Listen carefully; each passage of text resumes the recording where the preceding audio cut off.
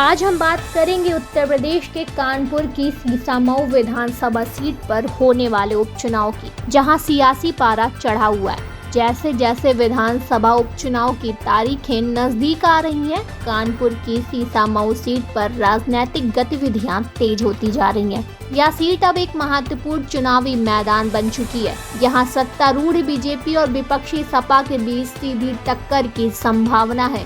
इस सीट पर 40% मुस्लिम वोटर हैं, जो इस उपचुनाव के परिणाम को निर्णायक बनाने में महत्वपूर्ण भूमिका निभा सकते हैं। कानपुर की सीसामऊ सीट पर लंबे समय से सपा का कब्जा रहा है। मरहूम हाजी मुश्ताक सोलंकी ने इस सीट पर सपा की नींव रखी थी, जिसे उनके बेटे इरफान सोलंकी ने मजबूती से थामे रखा। लेकिन 2022 में कानपुर के जाजमऊ में हुई आगजनी मामले में इरफान सोलंकी को दोषी करार देते हुए कोर्ट ने 7 साल की सजा सुना दी, जिसके बाद इस सीट पर उपचुनाव होना लगभग तय हो गया। लेकिन सपा को उम्मीद है कि कोर्ट में उनकी अपील से सजा पर स्टे मिल सकता है और विधायकी बच सकती है। बीजेपी, जो इस उपचुनावों को एक बड़ी चुनौती और प्रतिष्ठा का सवाल मान रही है, ने सीसामऊ सीट पर जीत के लिए कमर कस ली है। सियासी गलियारों में चर्चा है कि बीजेपी मुस्लिम वोटरों को साधने के लिए एक मुस्लिम प्रत्याशी उतार सकती है। यह सीट परंपरागत रूप से सपा का गढ़ रही है,